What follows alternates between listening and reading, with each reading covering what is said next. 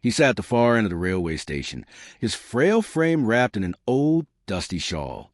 His beard was long and white, his eyes cloudy but not lifeless. He didn't speak unless spoken to.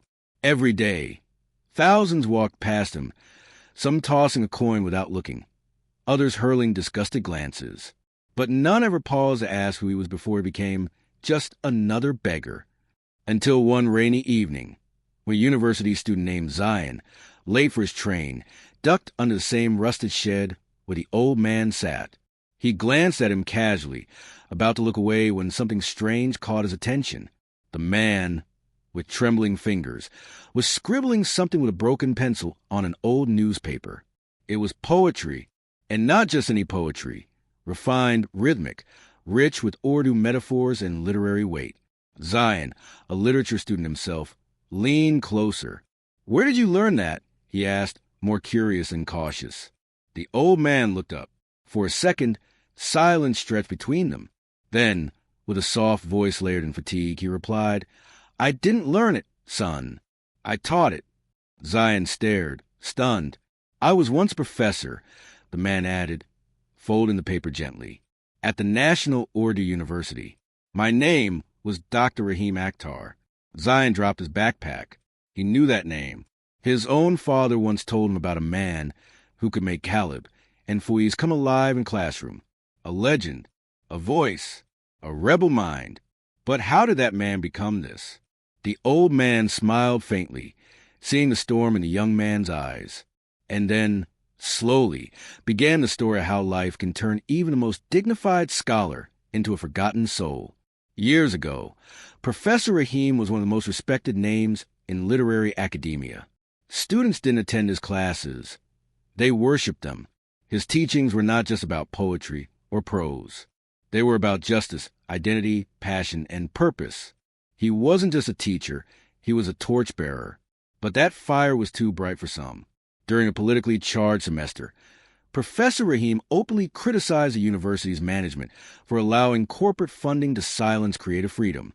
He questioned the removal of historical literature from the syllabus, replacing it with bland, state-approved material. He wrote essays that were published in journals across the country, calling out the decaying moral spine of the educational system. And then he disappeared. False allegations surfaced. An anonymous complaint accused him of inappropriate conduct with a student, a lie, fabricated by those in power. No investigation, no justice, just a press release from a university announcing his suspension, followed by termination. In 1 week, he lost everything: his job, his reputation, his home, his life's purpose.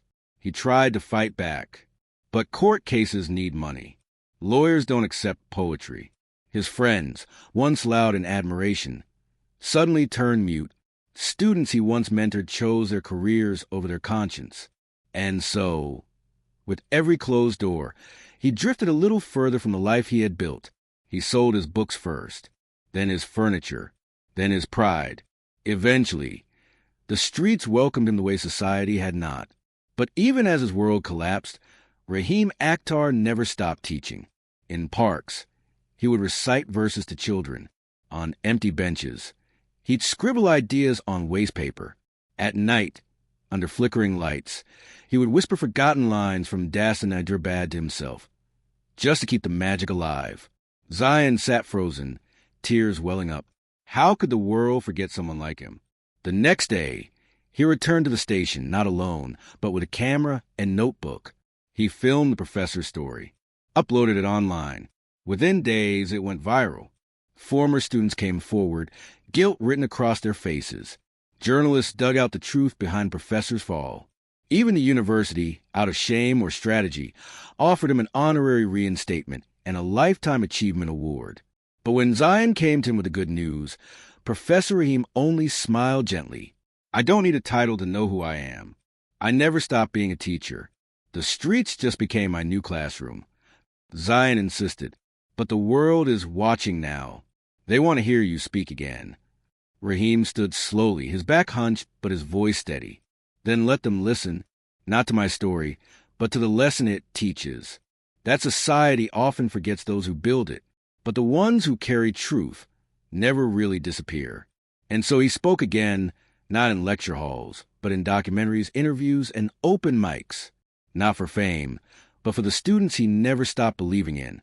He died quietly 2 years later, sitting on the same bench, a notebook in his lap.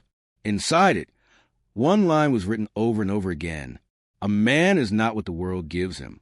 A man is what he gives back when the world gives him nothing.